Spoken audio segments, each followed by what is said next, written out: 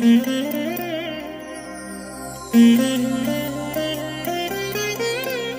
దినం పరము నుండి దిగివచ్చు మాట. ఇది నీ జీవితానికి వెలుగుల బాట. నీ ఒడిలో ఉంచబడిన దీవెనల మూట, అద్భుతాల ఆనంద ఊట. డిసెంబర్ 16 సంవత్సరమంతా మీరు బైబిల్ చదివి ముగించడానికి ఈరోజు మీరు చదవలసిన లేఖన భాగము ఉదయం ఆమోసు గ్రంథం 4, 5 మరియు 6 అధ్యాయములు, సాయంత్రం ప్రకటన 7వ అధ్యాయము. ప్రియమైన దేవుని బిడ్డలారా, ఈ ఉదయకాల సమయంలో ప్రభు మీకు తోడైనగాక. ప్రియులారా, ఎలా ఉన్నారు? బాగున్నారు కదూ? క్రిస్మస్ యొక్క హడావుడిలో మీరు ఉన్నట్టున్నారు. దేవుని బిడ్డలారా, ఈ తరుణంలో లోకరక్షకుని యొక్క ఆ జన్మదినాన్ని జ్ఞాపకం చేసుకుంటున్న ఈ దినాల్లో మీరు పేదలను, అనాథలను, విధవరాండ్రను జ్ఞాపకం చేసుకోండి.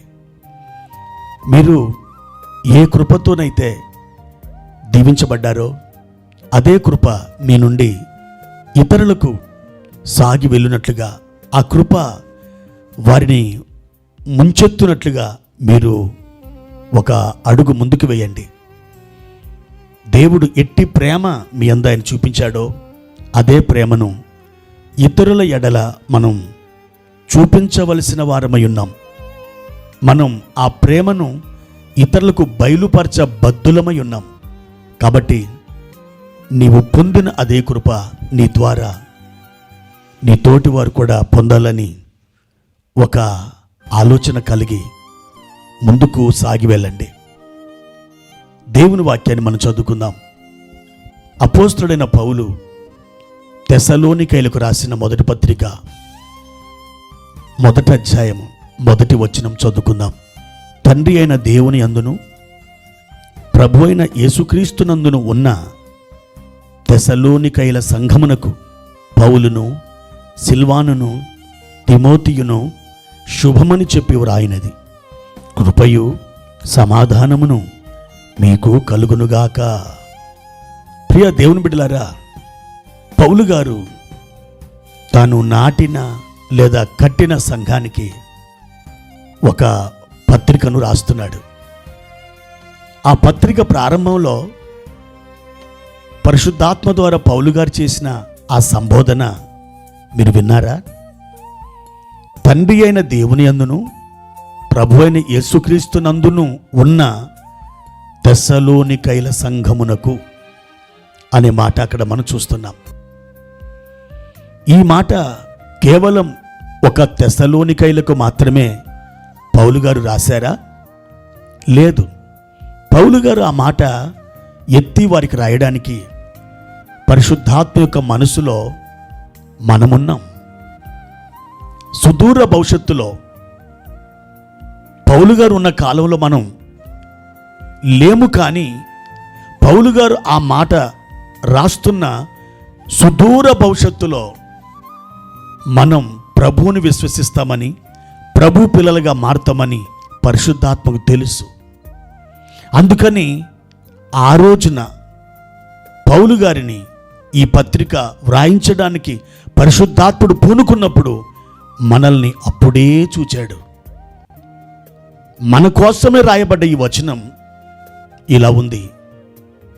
తండ్రి అయిన దేవుని అందును ప్రభు అయిన యేసుక్రీస్తునందును ఉన్న తెస్సలోనికైల సంఘమునకు.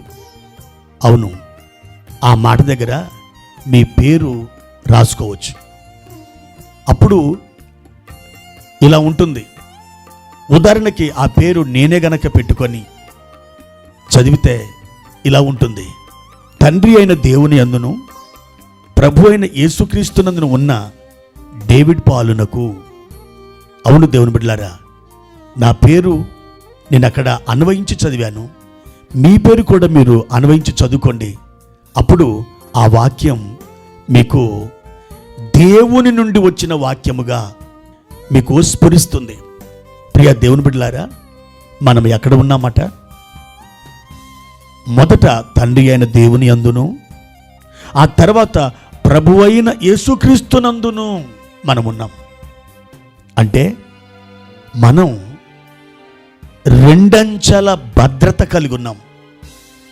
దుష్టుడు మనల్ని ముట్టాలంటే ఫస్ట్ తండ్రిని టచ్ చేయాలి, ఆ తర్వాత ప్రభు అయిన యేసుక్రీస్తు వారిని టచ్ చేయాలి.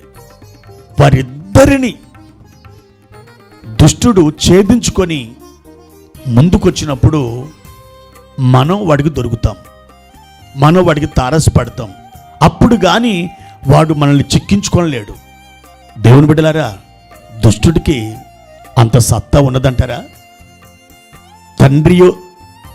తండ్రి అయిన దేవునిలోనూ ఆయన కుమారుడైన ప్రభు అయిన యేసుక్రీస్తులోనూ మనం భద్రపరచబడి ఉన్నామే, దాగి ఉన్నామే.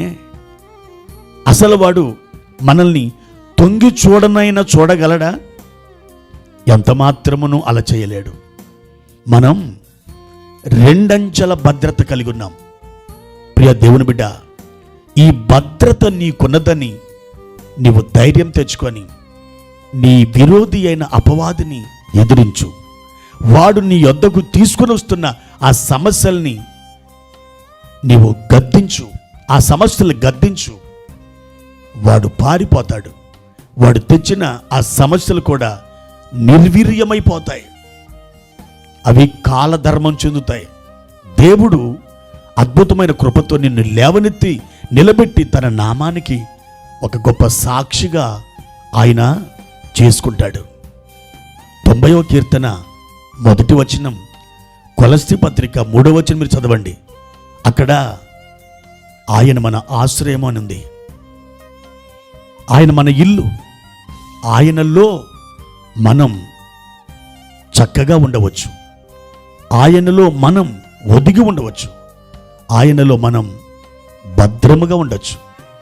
ఆయన మన గృహం, ఆయన మన నివాస స్థలం.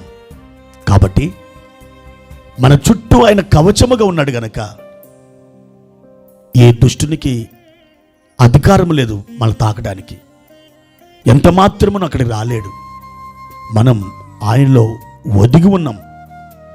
భయంకరమైన చలిలో ఒక వెచ్చటి కంబలి ఒక వ్యక్తి కప్పుకున్నప్పుడు లోపల వేడి, ఆ వెట్ట కలిగి అతడు ఎంత ఆదరించబడతాడో, దేవుడు కూడా ఒక కవచముగా 2 పొరలతో ఆయన కప్పబడ్డాడు.